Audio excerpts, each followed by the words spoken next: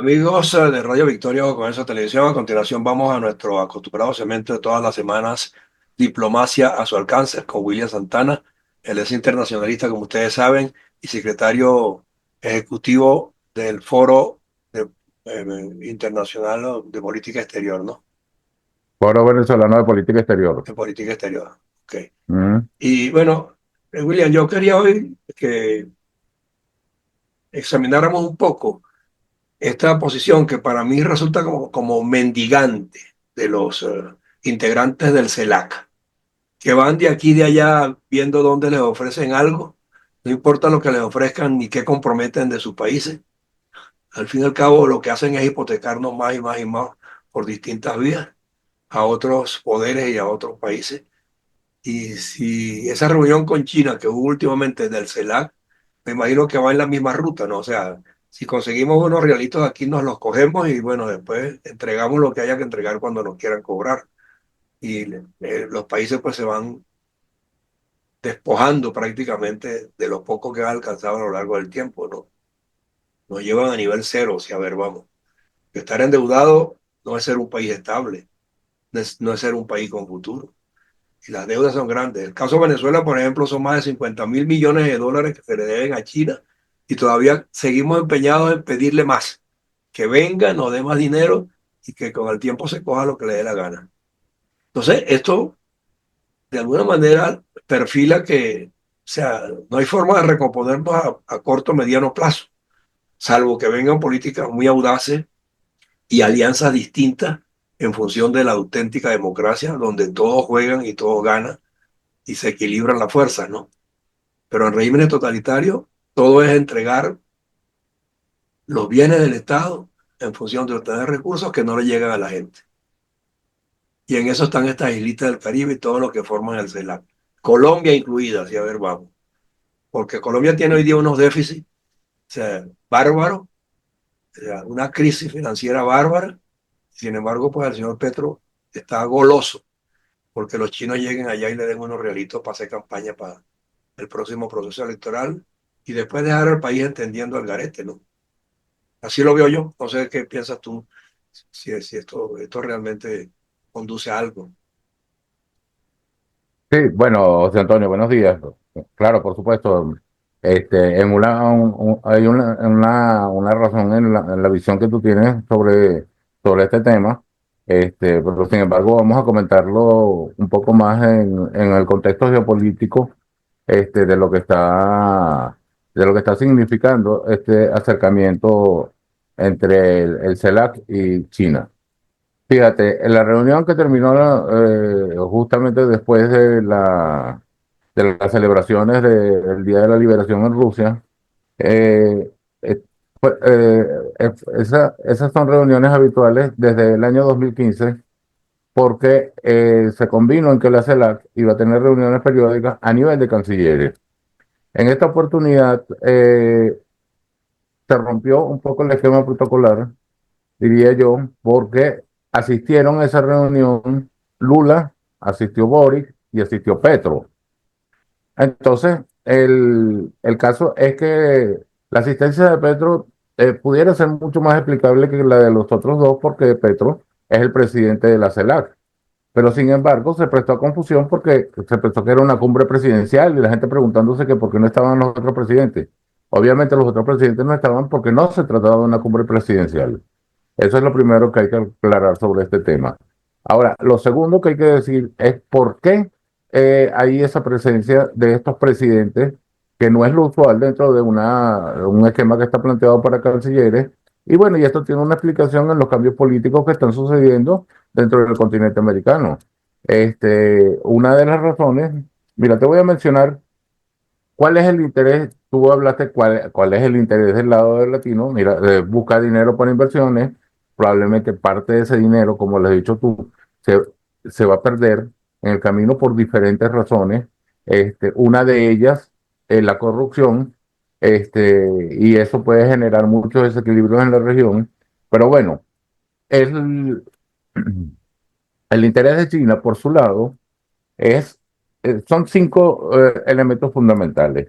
Primero, contrarrestar a los Estados Unidos, contrarrestar la influencia de los Estados Unidos, jugarle en su propio terreno a los Estados Unidos para expandir su programa imperialista, porque hay que decirlo de que China tiene un programa imperialista enmascarado bajo el nombre este de la Franja y la Ruta, es Ujú. lo que llaman el soft power, el poder blando, y adicionalmente dentro de una concepción política muy clara, que es el consenso de Beijing. Nosotros hemos hablado en otras oportunidades de esta temática. Ahora, el segundo aspecto es el de recursos naturales.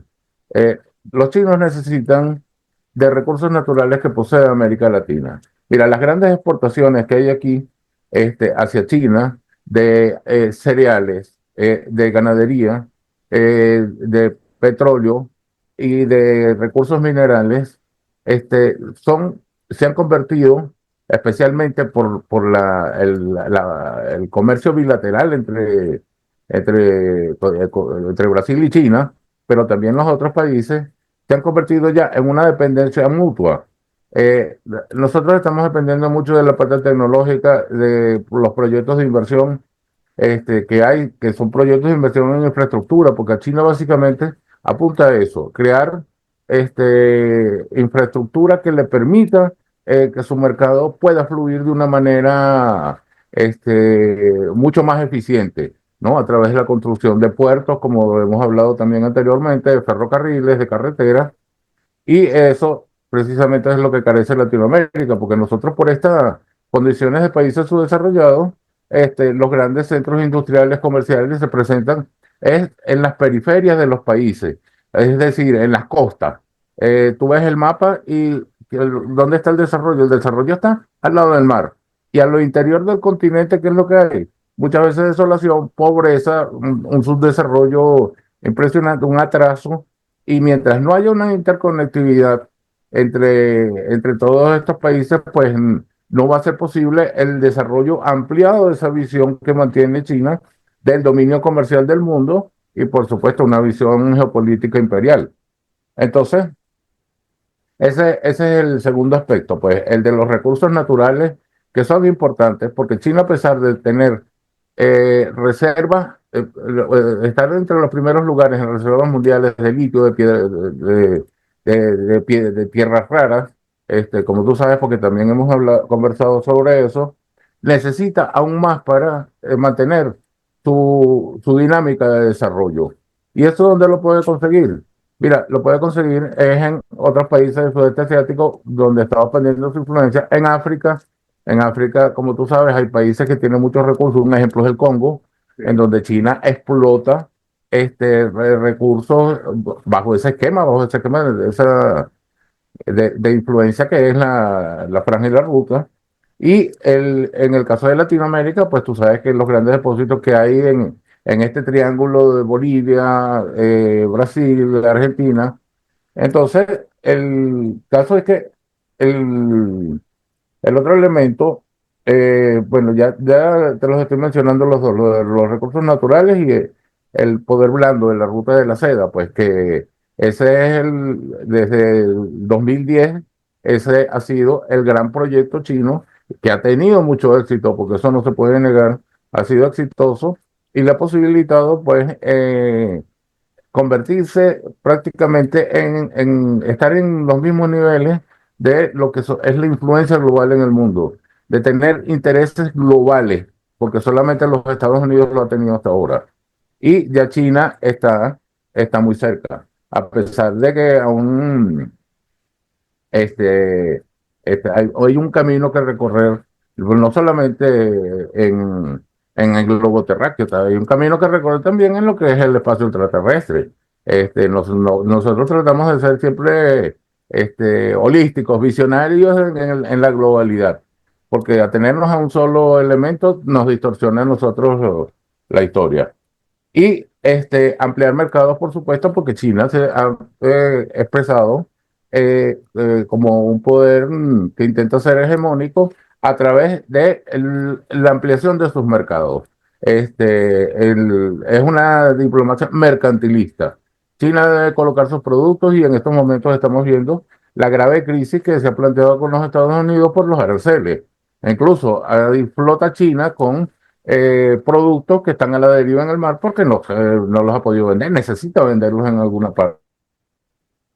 Bueno, pero fíjate que a mí lo que me llama la atención es que coincidencialmente, Europa ya le dijo a China, mira, no, ujú, lo que me llama la atención es que coincidencialmente estas ujú, reuniones de este tipo de países con los chinos o con quien ofrezca dinero siempre son en momentos preelectorales, pero el resto de los años de los periodos de gobierno pasan sin pena ni gloria y los dirigentes y los gobernantes no se acercan a estos países sino cuando necesitan recursos. Por eso yo te digo que normalmente lo que ocurre es que nos hipotecamos más y más y más, pero esos desarrollos y esas tecnologías no llegan a los países, sino lo que nos llegan son exportaciones de bienes de consumo que de alguna manera en muchos casos la gente califica como desechables.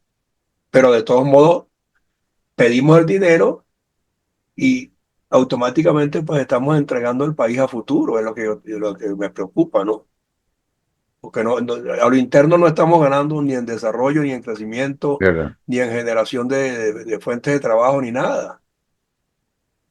Ese es el problema, que no vienen aparejadas las dos cosas. Mira, Yo, hay dos, sí, sí, ujú. adelante. Hay dos cosas que yo quisiera aclarar para tu audiencia. La primera es que cuando yo trato de englobar lo que son los rasgos comunes que hay dentro de Latinoamérica, de los 33 países que están dentro de la CELAC. ¿Por qué? Porque a lo interno de la CELAC o a lo interno de Latinoamérica no hay una homogeneidad de criterios frente a China.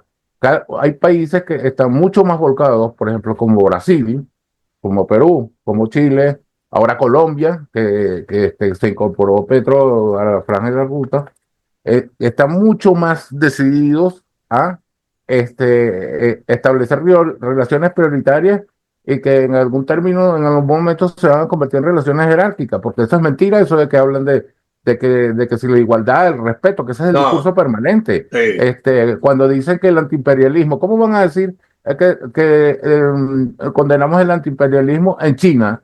O sea, aludiendo a los Estados Unidos, porque toda la narrativa de ellos a nivel discursivo estuvo dirigida contra los Estados Unidos. así es. Entonces, y el segundo aspecto es que, fíjate, lo que tú dices, antes esto no era un elemento incluso noticioso de que se reuniesen los cancilleres, salvo para un público determinado, pues esto no tenía un gran impacto. Pero ¿qué sucede ahora? ¿Por qué se ha potenciado ha adquirido relevancia las relaciones de América Latina con China?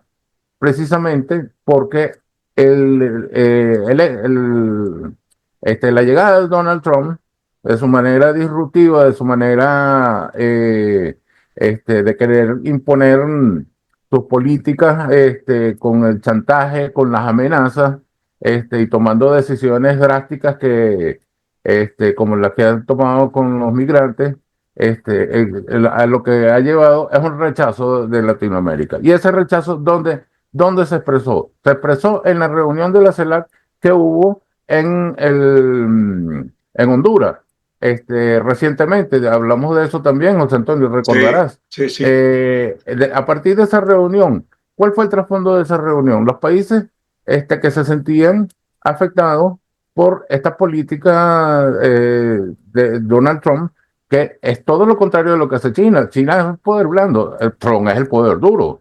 Y por supuesto, hay un resentimiento de que te traten de una manera tan, este, de una manera tan poco elegante, tan poco diplomática, de una manera políticamente incorrecta, como lo ha hecho Donald Trump, como tú bien lo sabes en el caso de Panamá, cuando de golpe y trancazo le ponen un arancel a Colombia por la cuestión de que el desubicado de Petro no quiso aceptar un avión.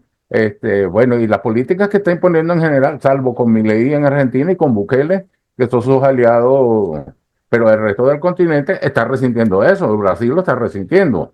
Y ahí está el lenguaje de Lula. Entonces, todo ese resentimiento, ¿a qué llevó? Bueno, Estados Unidos, que es el hegemón aquí en el continente, es el primus inter pares, es quien hasta ahora ha sido el que ha dominado, aunque con un abandono muy grande durante estas décadas, pero es el que ha dominado, vamos a decir, el comercio, y ha tenido la influencia política en el continente. Pero entonces, frente a estas políticas de Donald Trump, ¿qué fue lo que decidieron estos presidentes allí? vamos a lanzarnos al otro lado, vamos a buscar en China porque los chinos nos tratan bien, los chinos nos dan dinero, los chinos nos preguntan mucho, los chinos lo que quieren es cumplir con sus objetivos, pero sin pensar en las consecuencias que tiene eso en el futuro. Y tú lo mencionaste muy bien. ¿Cuáles son las consecuencias? José Antonio, un endeudamiento que te va a atar por muchísimo tiempo a lo que determine en ese país, va a ser prácticamente los dueños de tu infraestructura porque las obras que ellos construyen las construyen con su mano de obra y mano de obra propia, y además ellos cuando realizan estas obras es para mantenerlas en el tiempo bajo un control que incluso llega a ser una cesión de soberanía, porque puede ser un pedacito, pero es cesión de soberanía al fin y al cabo, Exacto, sí, ¿no? sí. Montan enclaves intocables. Aquí estamos nosotros, este territorio nos pertenece y lo explotamos a nuestra manera y con nuestra gente. Exactamente. Por eso yo te digo que hay visos de ingenuidad en nuestros políticos, porque mientras están yéndose a buscar a China, porque Trump está actuando de tal o cual manera, resulta que al final Trump y China se entienden, ¿me entiendes? Y entonces Trump puede decir, bueno, los mandé bien lejos para que se endeuden por allá, y como son antiimperialistas, bueno, que lo sean de China, que demuestren que lo son de China, así como lo son conmigo. Mira, don Antonio, ¿Ah? yo creo lo contrario. Fíjate, te iba a terminar de comentar algo. Es que toda esta política adicionalmente tiene un efecto dentro de Latinoamérica porque tú sabes que un mal endémico en nuestros países es la corrupción. Bueno, Y los chinos aprovechan esa debilidad, esa falencia que tiene la región también así para es. ellos lograr sus objetivos. Porque en China un corrupto lo agarran y le quitan la cabeza, o lo fusilan o no sé de qué manera lo ejecutan. Pero aquí en Latinoamérica los corruptos siempre salen premiados, pues y el chino se va a ser indiferente a lo que suceda, hasta el momento en que no lo haga, hasta el momento, porque este poder blando en cualquier momento puede cambiar. Cuando una vez tengan aseguradas las condiciones para imponerse, lo van a hacer. Lo van a hacer, sí, sí, sí, por ahí Ajá, va. entonces, ahora lo que tú estabas diciendo de que China, ok, China y los Estados Unidos se entienden en asuntos comerciales, pero en cuanto a lo que es la influencia dentro de lo que se ha llamado siempre el backyard, el patio trasero de los Estados Unidos, yo creo que ahí es otra historia, José Antonio, porque China no va a tener, fíjate tú, lo que pasó recientemente también con Cuba. Definitivamente ya salió a la luz algo que se sabía, pero que sin embargo los Estados Unidos se había manifestado, lo de una base de espionaje que mantiene China en Cuba a 90 millas de la Florida, una base para espiar a los Estados Unidos. Entonces, fíjate tú, hasta lo peligroso que puede ser eso. ¿No? ¿Qué significa el espionaje? El espionaje es el preludio de una acción militar. En el futuro se pudiera plantear, como lo ha estado haciendo China con otros países en el mundo, con Irán, por ejemplo, de establecer lazos militares que impliquen el establecimiento de bases. Entonces, tú te imaginas las consecuencias de un proyecto de esos aquí dentro del continente, a qué nivel de enfrentamiento llegaría con los Estados Unidos, porque los Estados Unidos tienen intereses fundamentales y entre esos está preservar la seguridad hemisférica y nosotros estamos dentro de ese espacio, pues. Entonces, entonces yo he estado viendo toda siempre busco la información de analistas que yo escojo siempre, que hablan sobre el tema para ver sus visiones, tanto de izquierda como de derecha. Me he encontrado con muchísimas publicaciones oficiales alabando este encuentro desde el punto de vista comercial, porque son 900.000 millones de dólares de inversión que no va a resolver los problemas en Latinoamérica, pero que sí va a ayudar a muchos gobiernos y más allá también, por lo que te he comentado, pues de siempre esos actos de corrupción que nunca están ajenos a todas estas negociaciones. Pero bueno, apartando de esto, el caso es que la mayoría de las publicaciones están alabando y tienen razón en algo, pues. Definitivamente alentar los flujos comerciales, los temas de inversión y tecnología, son buenos para ambos, tanto para China como para Latinoamérica, pero sin el paquetico envenenado, sin la parte del paquete envenenada que viene detrás. Entonces, eso es lo que nos dice mucha gente, sobre todo las publicaciones oficiales, y también ahora hay una cantidad de analistas que son de izquierda, que se presentan con una imagen de institucionalidad, pero que no son tales. Cuando tú los oyes a los 5 minutos ya se desenmascaran, pues. No Sí, sé si son bots, son parte de lo que crean los rusos, de los fake news, pero está abundando muchísimo en las redes. Esa es otra cosa que es una campaña que nosotros tenemos que desenmascarar, José Antonio, y fundamentalmente tú en tu papel de comunicador social. Y bueno, eso.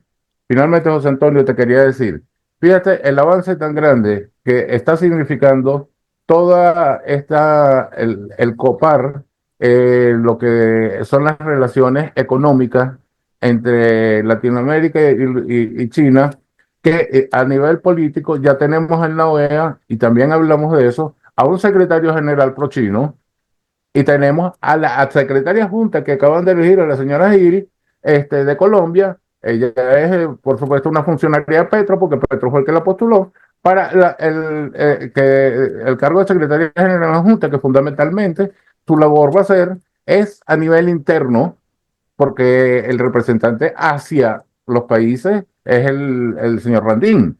Ella a nivel interno, ¿qué puede hacer? Mira, esta gente no ha hablado de los cuatro pilares que fundamentan la OEA, que son la democracia, el desarrollo, la seguridad y los derechos humanos. Ellos no tocan esos temas. No lo van a Entonces, tocar.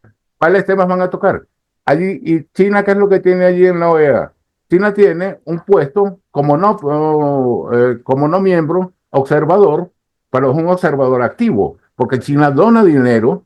Cuando si los Estados Unidos deciden en algún momento dejar de pagar la cuota, ¿quién la va a asumir? La va a asumir China. ¿A cambio de qué? A cambio de la influencia total en la región, ya no solamente desde el punto de vista de los inversores y los negociadores y sus empresas, no, sino también dentro del marco institucional que significa la OEA y la influencia entre todos estos países. Entonces, el problema hay que verlo con mucha atención, porque el problema puede ser grave. Puede ser grave para la región. Nosotros tenemos unos políticos con visiones cortoplacistas que no piensan en las futuras generaciones. O sea, ellos no son estadistas, son presidentes de turno en búsqueda y no solamente de cumplir su periodo con los mejores réditos posibles, sino también ahora la moda también pues es de quedarse en el poder De eternizarse. indefinidamente. Sí. Entonces, yo creo Bueno, pero que, ese es otro ángulo de la cuestión que lo vamos a evaluar, porque yo siento que ya ese copamiento que han hecho en la OEA a través de un nuevo secretario general y de la secretaria ejecutiva, de alguna manera propende a minimizar los efectos democráticos que la OEA manejó en un momento dado. Y la democracia por en América supuesto, Latina puede languidecer de la noche a la mañana sin que nos demos cuenta con la influencia y las directrices chinas adentro. No lo sabemos, por pero supuesto. por ahí van los tiros. Ok, cualquier cosa lo vamos a analizar más adelante, vamos a ver cuáles serán las primeras decisiones que tome la OEA cuando le corresponda sesionar y ahí veremos qué es lo que se perfila y bueno, lo veremos en detalle. ¿Ok? Claro que sí. Gracias por tu tiempo, William. Un abrazo. Ok, chao. Bueno, como pusimos en el titular de la entrevista de hoy, o sea, la reunión de los chinos con la CEPAL, ¿es con los chinos o es una reunión chimba? No sabemos. Un abrazo. Un abrazo, Antonio.